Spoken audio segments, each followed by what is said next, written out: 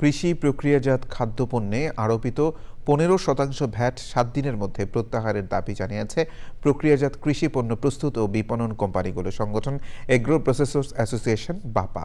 তারা বলেছেন, ভ্যাটের অর্থ আসলে ভোক্তাদের ঘাড়েই পড়বে, তাই ভ্যাট বাড়ানোর নামে নিত্যপণ্যের বাজারে অস্থিতিশীলতা সৃষ্টির চেষ্টা না করার আহ্বান তাদের। মাসরুর শাকিলের রিপোর্ট।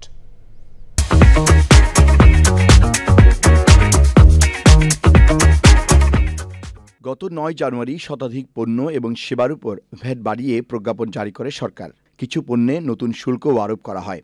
অংশীদারদের সাথে কোনো ধরনের আলাপ আলোচনা ছাড়াই সরকারের এমন পদক্ষেপ গ্রহণের প্রতিবাদ জানিয়ে ঢাকা ক্লাবে সংবাদ সম্মেলন করেছে বাংলাদেশ অ্যাগ্রো প্রসেসর্স অ্যাসোসিয়েশন বাপা।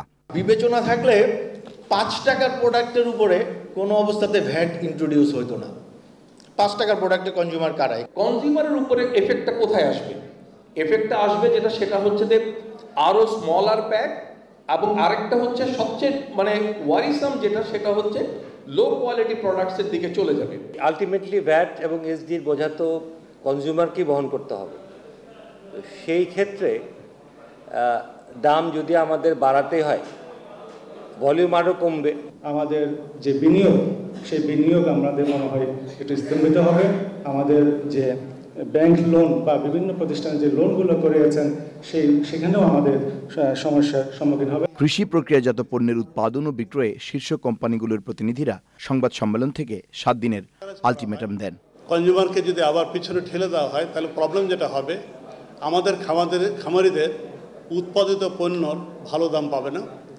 আমাদের দেশে যারা ভোক্তা তারা কিন্তু কনসিস্টেন্ট প্রাইসে খাবার কিনতে পারবে না। আগামী 7 দিন স্যার আপনাদের সাথে কথা বলবো, বারবার আসবো, ভিক্ষা করব, বিনয় করব, যুক্তি দিয়ে বুঝাবো। তারপরে স্যার রাস্তায় নামা ছাড়া কিন্তু স্যার কোনো উপায় থাকবে না। বাপার দাবি, ভ্যাট বাড়ালে পণ্য বিক্রির পরিমাণ কমে যাবে, 2.5 লাখ শ্রমিকের জীবিকা হুমকির মুখে পড়বে, বাধাগ্রস্ত হবে নতুন কর্মসংস্থান, এতে চূড়ান্তভাবে ভোক্তারাই ক্ষতিগ্রস্ত হবে বলে দাবি তাদের। Masrur Shakil, channel I, Dhaka.